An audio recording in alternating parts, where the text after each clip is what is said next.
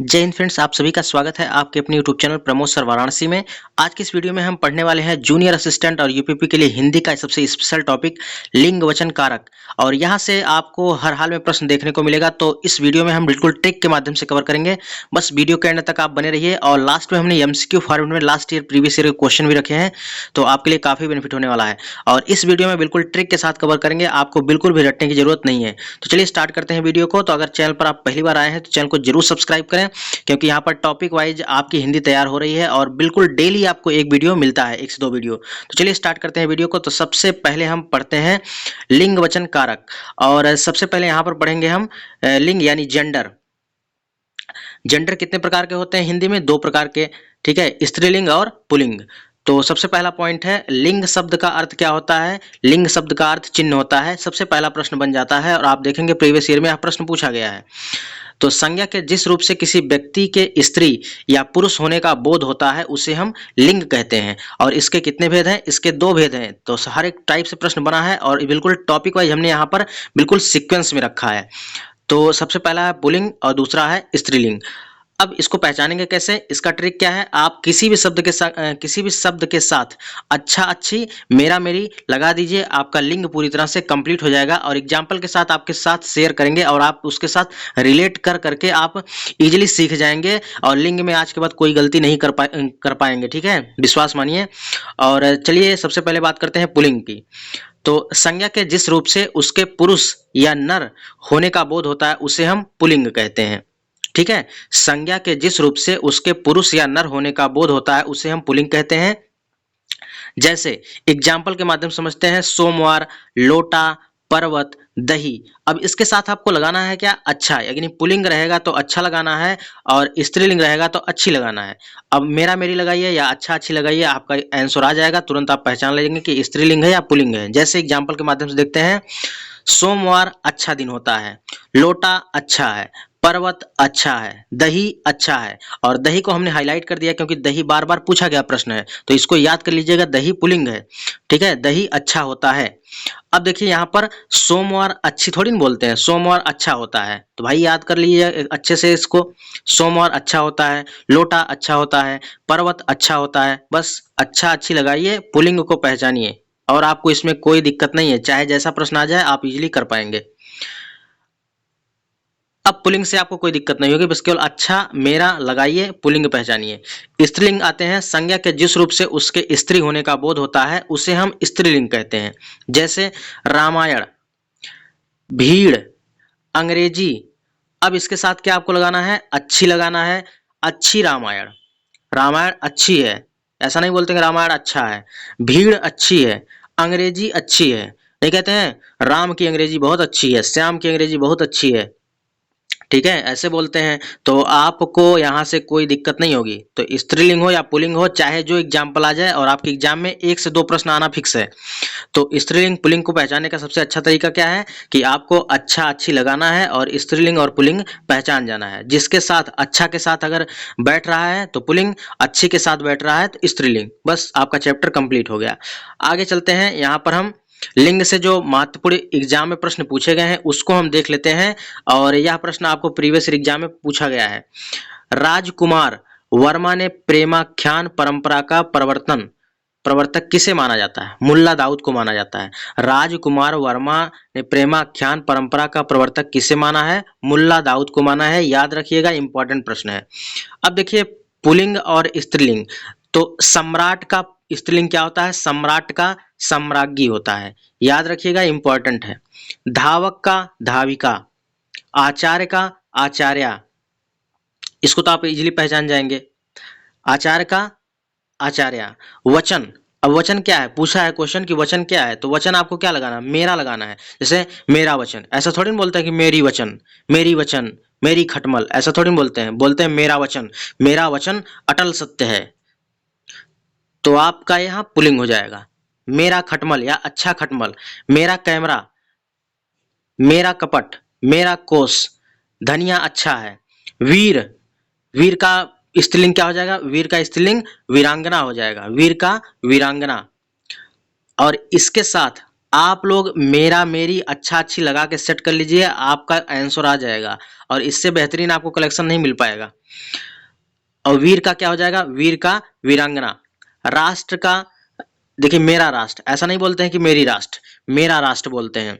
विधाता, विधाता का विधात्री होता है। विधाता का अगर स्त्रीलिंग पूछे तो विधात्री। हमेशा याद रखिए जो लास्ट में ता होता है, ता का स्त्रीलिंग बनाते समय त्रि हो जाता है। क्या हो जाता है भैया? त्रि। ता का त्रि हो जाता है, याद रखिएगा। अगला है बिल्ली। बिल्ली का क्या होता है? बिल्ली का बिलाव होता है। क्या होता है? बिल्ली का बिलाव। बिल्ली अच्छा है और इसका बिलाव, बिल्ली का बिलाव। तपस्वी, तपस्वी का तपस्विनी होता है। हंस का हंसनी, हंस का स्त्रीलिंग हंसनी। और कुम्हार का स्त्रीलिंग क्या होगा? कुम्हार का कुम्हारिन होगा। तो इन सब प्रश्न को याद करिएगा और यहाँ से रट लीजिए, एकदम दिमाग में छाप लीजिए। बस आपको कुछ नहीं करना है, मेरा मेरी अच्छा अच्छी लगाइए और आपका आंसर आ जाएगा। और जिसे हमने बताया कि अगर लास्ट में ता है उसका स्त्रीलिंग बनाना है तो त्रि लगा दीजिए, ता का त्रि बन जाता है और आपका आंसर आ जाएगा। विधाता का विधात्री, बिल्ली का बिलाव, तपस्वी का तपस्विनी, हंस का हंसनी, कुम्हार का कुम्हारिन। अब यहाँ से देखिए लिंग से हमारे प्रश्न बन गए, जितने प्रश्न बन सकते थे सभी को हमने कवर कर दिया है और इससे ज्यादा अब कुछ बनेगा नहीं। अब कुछ पॉइंट है, इसको देख लीजिए। समूहवाचक संज्ञा हमेशा स्त्रीलिंग में होती है, जैसे भीड़, सेना, कक्षा। समूहवाचक संज्ञाएं हमेशा स्त्रीलिंग में होती हैं, इस चीज को आप दिमाग में नोट कर लीजिए। दिनों के नाम अधिकतर पुल्लिंग में होते हैं, दिनों के नाम अधिकतर पुल्लिंग में होते हैं। 2-3 बार बोलिए, आपके दिमाग में छप जाएगा। दिनों के नाम अधिकतर पुल्लिंग में होते हैं। नक्षत्रों के नाम स्त्रीलिंग में होते हैं, जैसे अश्विनी। नक्षत्रों के नाम स्त्रीलिंग में होते हैं, डायरेक्ट क्वेश्चन पूछता है। और यहाँ रचना क्या है? रचना स्त्रीलिंग है, रचना हुई। क्या बोलते हैं? रचना अच्छी है। योगिनी, ये क्या है? स्त्रीलिंग है। अब स्त्रीलिंग या स्त्रीलिंग और पुल्लिंग से इतने ही प्रश्न बन सकते हैं, इससे ज्यादा कुछ नहीं। और 100 बात की एक बात, आप खाली इतना याद रखिएगा कि अच्छा अच्छी लगाइए, मेरा मेरी लगाइए और आपका आंसर आ जाएगा, बस और कुछ नहीं। अब चलते हैं हम किस पर? वचन पे। वचन कितने प्रकार के होते हैं हिंदी में? हिंदी में वचन 2 प्रकार के होते हैं। कौन कौन से? एक वचन और बहुवचन। तो संज्ञा, सर्वनाम, क्रिया और विशेषण के जिस रूप से हमें संख्या का बोध होता है उसे हम वचन कहते हैं। और इनके कितने भेद होते हैं? 2 भेद होते हैं, एक वचन, बहुवचन। अब एक वचन को देख लेते हैं। संज्ञा के जिस रूप से किसी व्यक्ति या वस्तु के होने का बोध होता है उसे हम वचन कहते हैं, उसे हम एक वचन कहते हैं। यानी किसी व्यक्ति या वस्तु के एक होने का बोध हो तो उसे हम एक वचन कहते हैं। जैसे पुस्तक, मेज, लकड़ी, कपड़ा, ये आपका एक वचन में हो जाएगा। लेकिन बहुवचन में क्या होगा? इससे क्या होगा? अधिक होने का बोध होता है। यानी संज्ञा के जिस रूप से किसी व्यक्ति या वस्तु के एक से अधिक होने का बोध होता है उसे हम क्या कहते हैं? बहुवचन। जैसे पुस्तकें, लकड़ियां, नदियां यानी बहुत सी नदियां, पुस्तकें यानी बहुत सी पुस्तकें, लकड़ियां यानी बहुत सी लकड़ियां, ये क्या हो गया? बहुवचन। अपने से बड़े व्यक्तियों के लिए बहुवचन का प्रयोग होता है, अपने से बड़े व्यक्तियों के लिए बहुवचन का प्रयोग होता है। ठीक है, तो जैसे दादाजी घर आने वाले हैं, दादाजी घर आने वाले हैं, पिताजी आ गए। अब देखिए एक बात आपको बता रहे हैं, एक बार की कहानी है, थोड़ा सा केवल 2 मिनट की है कि एक बार एक अंग्रेज यहाँ घूमने आए भारत में और उसके बाद वो क्या बोले कि यहाँ पर हिंदी सीखने के लिए, उनकी इच्छा हुई हिंदी सीखने के लिए। तो वे हिंदी सीखना चाहते थे, जो अंग्रेज आए थे हिंदी सीखना चाहते थे। लेकिन उसके बाद एक बुजुर्ग थे, उन्होंने कहा, ऐसे जस्ट बुलाए कि, तो बोले कि पिताजी कहाँ गए हैं? तो बोले पिताजी आ रहे हैं। तो अंग्रेज सोचे कि अरे यार पिताजी आ रहे हैं, यानी पिताजी कई पिताजी हैं क्या? तो अब सोचिए उन लोग को हिंदी भी सीखने में काफी दिक्कत होता है। जैसे इंग्लिश हम लोग को सीखने में दिक्कत होता है उसी प्रकार उन लोग को हिंदी भी सीखने में काफी दिक्कत हो। सोचे पिता ये बोल रहे हैं पिताजी आ रहे हैं, यानी पिताजी कई पिताजी हैं क्या? तो ऐसा नहीं है, ठीक है। हिंदी में अगर सम्मान देना है उसके लिए बहुवचन का प्रयोग किया जाता है। तो अपने से बड़े व्यक्ति के लिए बहुवचन का प्रयोग होता है। तो दादाजी घर आने वाले हैं। नेक्स्ट है द्रव्यवाचक संज्ञा। द्रव्यवाचक संज्ञा एक वचन के रूप में प्रयोग होती है, जैसे पानी हुआ, तेल हुआ, दही हुआ, घी हुआ। द्रव्यवाचक संज्ञा एक वचन के रूप में प्रयोग होती है। नेक्स्ट है सदैव बहुवचन में प्रयोग होने वाले शब्द कौन से हैं? जैसे आशीर्वाद हो गया, आंसू, रोम, केस, दर्शन, प्राण। और ये सभी क्या होते हैं? सदैव एक वचन में प्रयोग होते हैं, याद रखिएगा, इंपॉर्टेंट है। और हर, प्रत्येक, हर एक, सदैव एक वचन में प्रयोग होता है। हर एक व्यक्ति घर जाना चाहता है। अब यहाँ से आप इसको देखिए, 2 पॉइंट याद रखिएगा। पहला पॉइंट क्या, प्राण बहुत पूछता है, कहता है कि सदैव बहुवचन में प्रयोग होने वाला शब्द कौन सा है, तो प्राण। वैसे तो देखिए यहाँ पर आशीर्वाद भी आपको याद रखना है, आंसू भी याद रखना है, रोम, केस, दर्शक, प्राण, ये सभी क्या है, सदैव एक वचन में प्रयोग होते हैं। सॉरी, सदैव बहुवचन में प्रयोग होते हैं। और सदैव एक वचन में प्रयोग होता है जनता। क्या है, जनता। जनता सदैव एक वचन में प्रयोग होता है। अब देखिए यहाँ से वचन से हमारे इतने प्रश्न बन सकते हैं, इससे ज्यादा प्रश्न नहीं बनेंगे। अब चलते हैं हम कारक पे, ठीक है। अब पढ़ेंगे हम कारक। तो कारक के कुल कितने भेद होते हैं, कारक के भैया कुल 8 भेद होते हैं। कितने, तो पहला प्रश्न यहीं से बन जाता है, कारक के कुल कितने भेद होते हैं, 8 भेद होते हैं। और ध्यान से देखिएगा और बिल्कुल ट्रिक के माध्यम से समझाएंगे, आपको यहाँ पर रटने की जरूरत नहीं पड़ेगी। तो कारक के कुल 8 भेद होते हैं। कौन कौन से, ये जो चिन्ह लगता है कारक का, इसे क्या बोलते हैं, परसर्ग बोलते हैं। क्या बोलते हैं, परसर्ग। कहीं कहीं ऐसे पूछ लेता है कि परसर्ग कितने होते हैं, परसर्ग 8 होते हैं। कई बार प्रश्न पूछा भी है, परसर्ग की संख्या कितनी होती है, परसर्ग की संख्या 8 होती है। परसर्ग, क्या याद रखना है, परसर्ग की संख्या 8 होती है। तो 8 कौन कौन से हैं, देखिए, कर्ता, कर्म, करण, संप्रदान, अपादान, संबंध, अधिकरण, संबोधन। 4-5 बार पढ़िएगा, याद हो जाएगा। कर्ता ने कर्म को करण से के द्वारा, संप्रदान के लिए अपादान से अलगाव होने के बोध में, संबंध काकी के अधिकरण में भीतर पर, संबोधन हे हो अरे। क्या है, याद रखिएगा, कर्ता के साथ ने आएगा तो कर्ता कारक, कर्म के साथ अगर को आएगा तो कर्म कारक, करण के साथ अगर यहाँ पर से के द्वारा अगर आए तो करण कारक। अगर के लिए आप कोई वाक्य पढ़ रहे हैं, उसमें के लिए, अभी आगे हम एग्जाम्पल के माध्यम समझेंगे, के लिए आए, संप्रदान कारक। और अपादान कारक क्या होता है, अपादान, देखिए यहाँ भी से है, यहाँ भी से है, लेकिन अंतर क्या है, अपादान वाले में अलग होने के बोध में। जैसे कि पेड़ से पत्ता गिरता है, अब पेड़ से पत्ता गिर गया यानी अलग हो गया, तो जब अलग हो गया तो ये अपादान कारक हो जाएगा। संबंध में का, की, के, नानी ने, रारी रे, ये सभी आए तो आपका संबंध कारक हो जाएगा। अधिकरण में भीतर पर, संबोधन हे हो अरे। अब इसको देखिए एक एक करके हम लोग यहाँ पर पढ़ते हैं। तो कारक के देखिए कितने भेद होते हैं, कारक के 8 भेद होते हैं। सबसे पहले हम पढ़ते हैं कर्ता कारक। बिल्कुल 1-2 एग्जाम्पल लेके समझाए हैं, और इसके बाद आप चाहे जो प्रैक्टिस सेट उठा के देख लीजिए या चाहे जो बुक उठा लीजिए, इससे बाहर अगर प्रश्न बन जाए फिर कहिएगा। इससे बाहर एक भी सिंगल क्वेश्चन नहीं बनेगा, बस इस वीडियो को अच्छे से देख लीजिएगा। बस 5 से 7 मिनट और लगेगा, 10 मिनट बस। कर्ता कारक, कर्ता में परसर्ग क्या होता है, कर्ता में ने परसर्ग होता है। जैसे कृष्णा ने सुदामा की सहायता की, कृष्णा ने सुदामा की सहायता की, तो यहाँ पर ने आ गया ना, कर्ता ने, यहाँ कर्ता के साथ ने आया ना, तो यहाँ पर कर्ता कारक हो जाएगा। मैंने पुस्तक पढ़ी, यहाँ पर मैंने में ने आया ना, तो इसके वजह से यहाँ पर कर्ता कारक हो जाएगा। अब आपको क्या पहचानना, अगर ने आ जाए तो कर्ता कारक हो जाएगा। नेक्स्ट है कर्म कारक। दूसरा है कर्म कारक। कर्म कारक में को आता है, तो माँ बच्चे को सुला रही है, माँ बच्चे को सुला रही है, यहाँ पर को आया है, इसके वजह से यहाँ पर कर्म कारक हो जाएगा। अब देखिए यहाँ पर सीता फल खाती है, अब इसमें कैसे पहचानेंगे, इसमें तो को लगा नहीं है, को लगा नहीं है ना, तो आप ने लगा के चेक करिए। सीता ने फल खाती है, सीता ने फल खाती है, क्या सही लग रहा है, गलत लग रहा है। और सीता फल को खाती है, बिल्कुल सही लग रहा है, सीता फल को खाती है, यानी यहाँ पर कर्म कारक हो गया। ठीक है, कर्म कारक हो गया, तो इसके वजह से यहाँ पर आप इसको को लगाकर चेक करिएगा, अगर वाक्य बैठ जाएगा तो आपका कर्म कारक हो जाएगा। या थोड़ा सा डीप लेवल का है, अगर क्वेश्चन थोड़ा सा घुमावदार बनाया तब भी आप इजीली कर पाएंगे। जैसे सीता फल खाती है, दे दिया कौन सा कारक है, अब इसमें सर्च कर रहे हैं, ना तो से है, ना तो द्वारा है, ना तो को है, कुछ दिया ही नहीं है, सर जी गलत पढ़ा दिया, नहीं ऐसा नहीं है।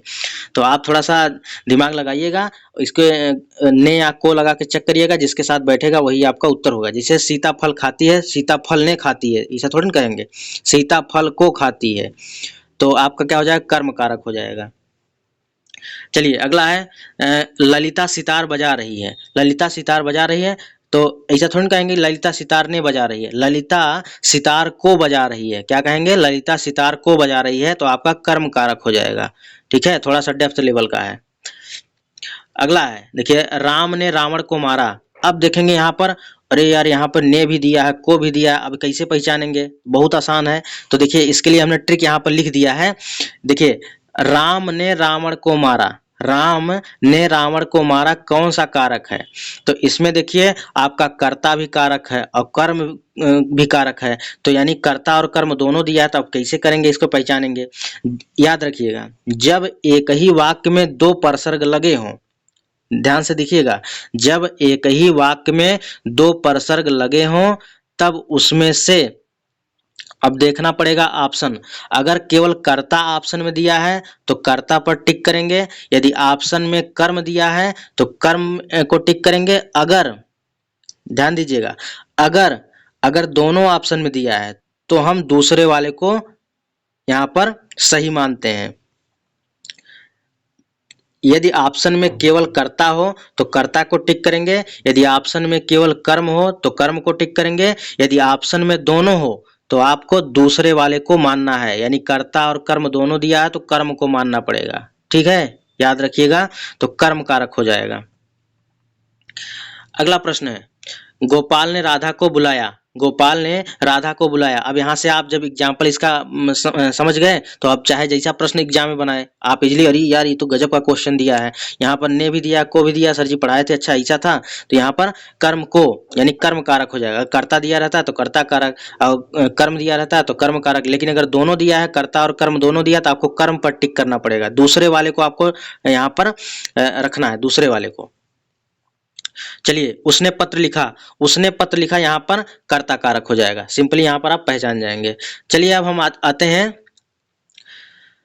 अगले सेगमेंट पर। अगला है करण कारक। करण कारक में क्या पढ़ना है हमको?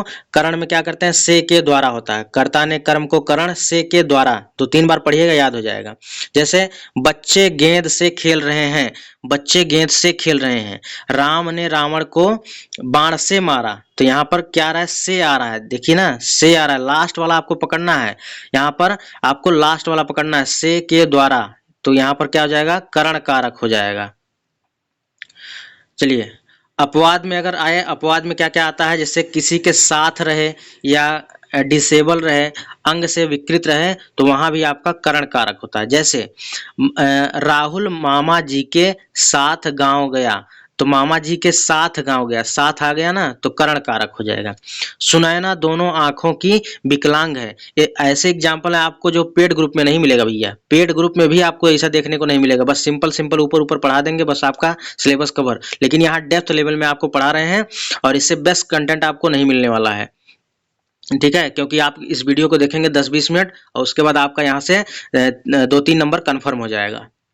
सुनैना दोनों आंखों की विकलांग है, तो यहाँ पर अंग विकृत आ गया, इसकी वजह से यहाँ पर करण कारक हो गया। ठीक है, आशा करता हूं समझ में आ गया होगा। चलते हैं आगे, संप्रदान कारक। अब संप्रदान कारक, अब देखिए 7 पेज तक पहुंच गए, 3 पेज और बचा है। संप्रदान कारक, संप्रदान कारक में आता है को और के लिए। संप्रदान में अगर ट्रिक आपको दे रहे हैं तो केवल आपको दान का बोध होता है, क्या होता है, दान का बोध। जैसे गरीबों को खाना दो, यानी संप्रदान को के लिए, गरीबों को खाना दो, यहाँ पर को आ गया। सोहन फल खरीदने बाजार गया, यानी यहाँ पर क्या है, अगर इस तरह से दिया रहा है, सोहन फल खरीदने बाजार गया, फल को खरीदने बाजार गया, क्या है, फल को खरीदने बाजार, सोहन फल खरीदने बाजार गया, फल को खरीदने बाजार गया, यानी यहाँ पर आपका हो जाएगा संप्रदान कारक। लेकिन अगर यहाँ पर संप्रदान तो आपका दिया नहीं है, तो आप क्या करेंगे, फल को खरीदने गया, तो यानी यहाँ पर कर्म कारक हो जाएगा। याद रखिएगा, इंपॉर्टेंट है, अगर संप्रदान दिया रहे तो आपको संप्रदान पर टिक करना रहेगा, लेकिन अगर कर्म दिया रहे तो आपको कर्म पर टिक करना है, क्योंकि संप्रदान में भी को आता है और कर्म में भी को आता है, कर्ता ने कर्म को, तो दोनों में से एक ही ऑप्शन देगा, या तो संप्रदान ही देगा या तो कर्म ही देगा, ऐसा नहीं कि दोनों ऑप्शन दे देगा। सोहन फल खरीदने के लिए बाजार गया, अगर इस तरह से दे दे, सोहन फल खरीदने के लिए बाजार गया, तो आपका संप्रदान कारक हो जाएगा। ठीक है, तो याद रखिएगा, इंपॉर्टेंट है और ये सब डेप्थ लेवल के एग्जाम्पल हैं। अगला प्रश्न है अपादान कारक। अपादान में क्या होता है, अलगाव होने का बोध होता है। जैसे पत्ता पेड़ से गिरता है, तो ये अलगाव हो रहा है, जब वहां से गिरेगा तो अलग हो रहा है, तो इसकी वजह से यहाँ पर अपादान कारक हो जाएगा। अब देखिए संज्ञा, अपवाद में क्या आता है, संज्ञा सर्वनाम के जिस रूप से अलग होना, उत्पन्न होना, डरना, दूरी, लजाना, तुलना करना, आदि का पता चले तो उसे हम अपादान कारक कहते हैं। अगला प्रश्न है कि राम कुत्ते से डरता है, तो यहाँ पर अपादान कारक हो जाएगा, क्योंकि यहाँ पर संज्ञा एवं सर्वनाम के जिस रूप से अलग होने का बोध होता है, जैसे डरना, लजाना, दूरी, तुलना करना, ये सभी अपादान के उदाहरण होते हैं। जैसे राम कुत्ते से डरता है, यहाँ पर डरना आ गया, और सूर्य पृथ्वी से बहुत दूर है, दूरी की बात कर दिया, ये भी आपका अपादान कारक हो जाएगा। सीता अपनी बहन से अधिक सुंदर है, और जहाँ पर तुलना की जाती है वहाँ पर भी अपादान कारक होता है। रोहन गांव से शहर घूमने आया, ये भी अपादान कारक हो गया। अब चलते हैं अधिकरण कारक में। अधिकरण में भीतर पर पै पर आपका एग्जाम्पल होता है, इसको याद रखिएगा। राहुल छत पर खेल रहा है, राहुल छत पर खेल रहा है, यानी पर आ गया ना, राहुल छत पर खेल रहा है। मेज पर पुस्तक रखी है, क्या है, मेज पर पुस्तक रखी है, यानी पर आ जाएगा तो आपका अधिकरण कारक हो जाएगा।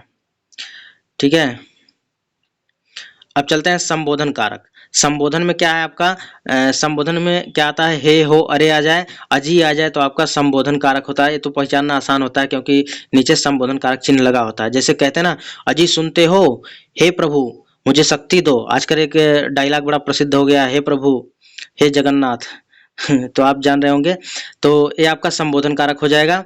अब एक एग्जाम्पल और छूट रहा है, आपको दिखा देते हैं वाला, आपका ये छूट रहा है संबंध कारक। ठीक है, तो संज्ञा के जिस रूप से किसी व्यक्ति या वस्तु का संबंध किसी दूसरे व्यक्ति के साथ दर्शाया जाता है उसे संबंध कारक कहते हैं। इसका चिन्ह क्या होता है, परसर क्या होता है, विभक्ति क्या होता है, तो यहाँ पर रा री रे नानी ने, ये सभी क्या है, संबंध कारक के विभक्ति हैं। जैसे राम का भाई मेरे साथ है, अपनी बात पर भरोसा रखें, यह मेरा घर है, इन कपड़ों का रंग अत्यंत तेज है, तुम्हारी पुस्तक मेरे पास है। तो संबंध में क्या आ गया, संबंध में रा री रे नानी ने, ये सभी आए संबंध कारक के चिन्ह हो जाते हैं। अब देखिए यहाँ पर हम पढ़ेंगे सभी प्रश्न जो परीक्षाओं में पूछे गए हैं, आपके लिए काफी इंपॉर्टेंट, जितना हम लोग ट्रिक के माध्यम से सीखा, चलिए यहाँ पर देख लेते हैं। और इंपॉर्टेंट प्रश्न है। सबसे पहला प्रश्न है, राजा सेवक को कंबल देता है, तो यहाँ पर कौन सा कारक है, तो हमने कहा जब कोई चीजें प्रदान की जाती हैं, दान की जाती हैं, तो उसे हम क्या बोलते हैं, संप्रदान कारक बोलते हैं। तो राजा सेवक को कंबल देता है, यानी यहाँ पर दान कर रहा है, संप्रदान कारक। राइट आंसर हो जाएगा ऑप्शन नंबर सी। अगला क्वेश्चन, वह अगले साल आएगा, अगले साल आएगा यानी अगले साल में आएगा, ऐसा थोड़ी ना, वह अगले साल में आएगा, यानी यहाँ पर में आपका छिपा हुआ अधिकरण कारक है, अधिकरण, वह अगले साल में आएगा। नेक्स्ट क्वेश्चन है, कर्ता कारक का परसर क्या होता है। देखिए पूछा गया प्रश्न है, तो कर्ता ने कर्म को हम लोग पढ़े हैं ना, कर्ता ने परसर्ग आता है। देखिए जो पढ़ा दिए इससे बाहर क्वेश्चन नहीं जाएगा। निम्नलिखित में से कर्ता कारक वाला वाक्य छांटिए। तो मोहन को जाना है, मोहन को जाना है, तो यानी कर्ता कारक हो जाएगा, मोहन को जाना है। अगला प्रश्न है, से के द्वारा किस कारक का परसर्ग है, से के द्वारा, कर्ता ने कर्म को करण से के द्वारा, करण का यहाँ पर परसर्ग है। तो 4-5 बार पढ़िएगा और इसके बाद कारक के जो 8 भेद हैं आपको याद हो जाएगा। कर्ता ने कर्म को करण से के द्वारा। बच्चे बस से पाठशाला जाते हैं, इस वाक्य में कौन सा कारक है, करण कारक है। बच्चे जो है बस से पाठशाला जाते हैं। अगला प्रश्न है, वाक्य में जिस शब्द से क्रिया के संबंध का बोध होता है उसे क्या बोलते हैं, वाक्य में जिस शब्द से क्रिया के संबंध का बोध होता है उसे क्या कहते हैं, करण कारक कहते हैं। क्या कहते हैं, करण कारक। अगला प्रश्न है, मैंने राधा के लिए कपड़े खरीदे, मैंने राधा के लिए कपड़े खरीदे। अब इसमें आपको बताना है कौन सा कारक है, मैंने राधा के लिए कपड़े खरीदे। तो हमने बताया था कि मैंने राधा के लिए, कर्ता ने कर्म को करण से के द्वारा, अपादान, ठीक है, अपादान से अलगाव होने के बोध में, और उसके बाद करण से के द्वारा, करण से के द्वारा, लेकिन संप्रदान के लिए, संप्रदान के लिए। तो हमारे हिसाब से यहाँ पर सी वाला ऑप्शन होना चाहिए। तो यहाँ पर थोड़ा सा कंफ्यूजन, आप लोग कमेंट बॉक्स में इसको बताइएगा कौन सा होगा। आई थिंक सी वाला होना चाहिए। अन्य पुरुष एक वचन सर्वनाम का संप्रदान कारक बहुवचन क्या होगा, तो क्या होगा, उन्हें होगा। क्या होगा, उन्हें। अगला क्वेश्चन है, उससे अच्छा तो आप हैं, यहाँ तुलना कर रहा है, तो तुलना करने में यहाँ पर अपादान कारक हो जाएगा। अगला प्रश्न है, राम सीता से सुंदर है, राम सीता से सुंदर है, अपादान कारक, क्योंकि तुलना का बोध हो रहा है। अगला प्रश्न है, वह मुझसे अलग रहता है, लास्ट प्रश्न है, वह मुझसे अलग रहता है, तो अलग होने के रेफरेंस में क्या होता है, अपादान से, तो यहाँ पर अपादान कारक हो जाएगा। तो यहाँ से फ्रेंड्स हमने लिंग वचन कारक से सभी महत्वपूर्ण प्रश्न को कवर कर लिया है। और फ्रेंड्स आशा करता हूँ आपको सभी चीज़ें यहाँ पर समझ में आई होंगी। अगर कहीं नहीं समझ में आया तो वीडियो को 1 से 2 बार जरूर देखिएगा, क्योंकि इस नोट्स को बनाने में हमने कम से कम 6 से 7 घंटे लगाए हैं, क्योंकि जो हमने डेप्थ में एग्जाम्पल आपके साथ यहाँ पर शेयर किया है वो काफ़ी डेप्थ लेवल का एग्जाम्पल है और इससे बाहर क्वेश्चन आपको देखने को नहीं मिलेगा। ठीक है, तो एकदम बेसिक से लेकर टॉप लेवल तक हमने क्वेश्चन आपके साथ शेयर किया है। तो फ्रेंड्स वीडियो कैसी लगी कमेंट बॉक्स में जरूर बताएं। अगर वीडियो अच्छी लगी तो वीडियो को लाइक करें और अपने दोस्तों में जरूर शेयर करें, और चैनल पर अगर पहली बार विजिट करें तो चैनल को जरूर सब्सक्राइब करें। मिलते हैं नेक्स्ट वीडियो में, तब तक के लिए जय हिंद, वंदे मातरम, खुश रहिए।